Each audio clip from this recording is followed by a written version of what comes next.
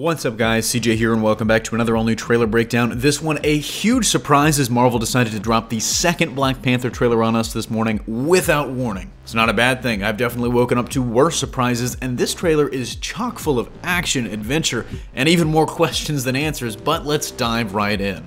The trailer opens with Everett Ross's narration as we get some shots of the beauty of Wakanda, many of which we saw last trailer, and he details basically all the crazy shit he's seen in his job before concluding that Wakanda's secret splendor tops it all. If you look in the background, this seems to take place after the Claw interrogation scene from the last trailer, and if you saw that last trailer, we know that's where Ross first learns that Wakanda's poor African nation front is just a front, and not only is it a fully developed country, it's also maybe the most technologically advanced one in the world. To get really extra for a minute, if you compare the clothes Claw's wearing in this scene with footage we've previously seen and the unreleased clips from San Diego Comic-Con, this whole interrogation sequence happens after the massive car chase scene we see later in the trailer, which again happens after a Wakandan sting operation trying to stop Claw from selling vibranium in Seoul goes south.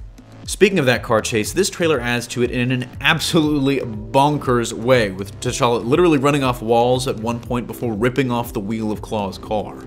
In that same scene, the rest of the world gets to see something that was unveiled at SDCC, Claw's Sonic Blaster prosthetic hand, which according to Ryan Coogler is an improvised Wakandan mining device.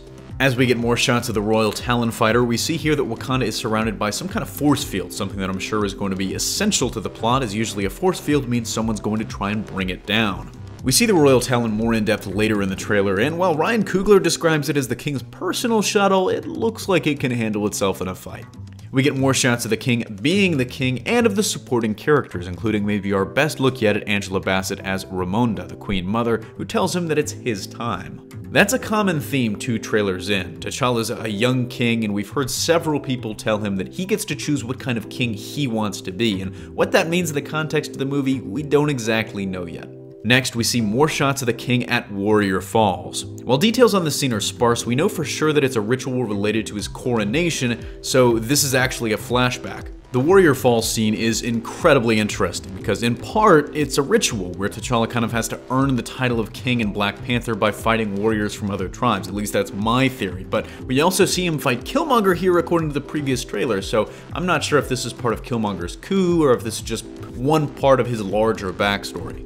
But one of the most interesting shots in the trailer is really incredibly fleeting. It's like 4 or 5 frames. At night, against the backdrop of a vivid purple and blue sky, T'Challa walks up to a tree in a white robe.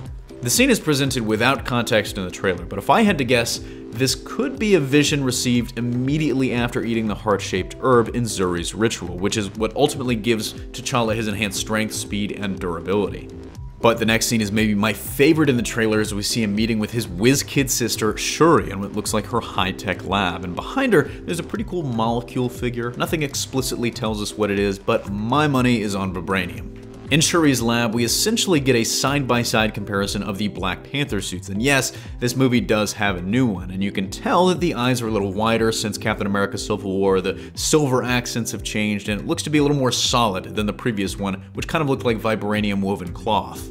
As the King drops out of the Talon Fighter, we see him throw some devices onto 3 cars below, and this doesn't look bright enough to be Seoul, so my guess is this is a shot from above on the nighttime jungle ambush from the first trailer. We mentioned Killmonger before, but this trailer does shed a little more light on his character, and while we still don't know that much about him, there are a few more things we can dissect.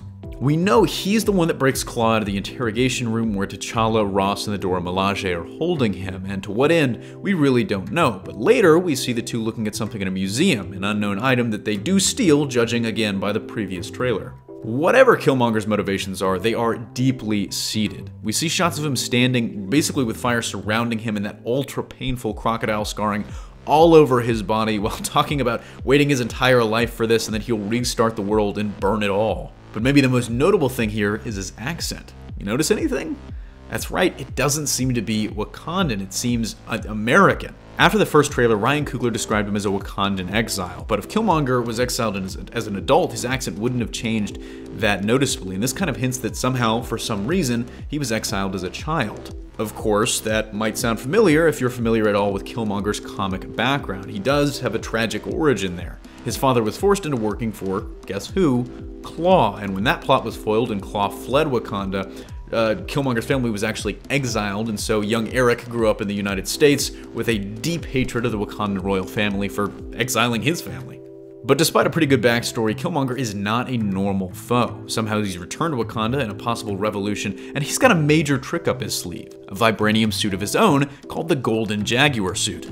What's really interesting is that it looks like a reworked version of T'Challa's own Black Panther suit from Captain America Civil War, albeit with some fashionable gold modifications, and as he faces off with Dora Milaje and later Nakia one-on-one, we get our best looks yet at the suit, which was debuted again at SDCC.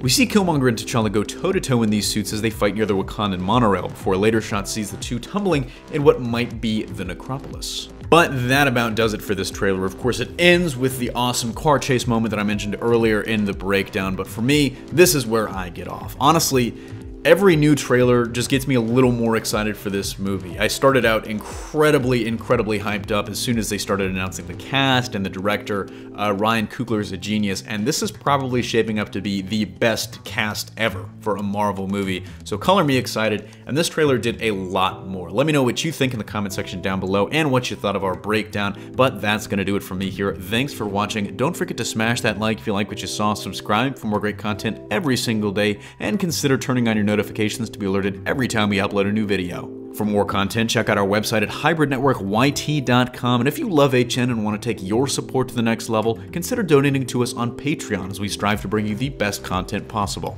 Signing off, this is CJ, and I'll see you next time.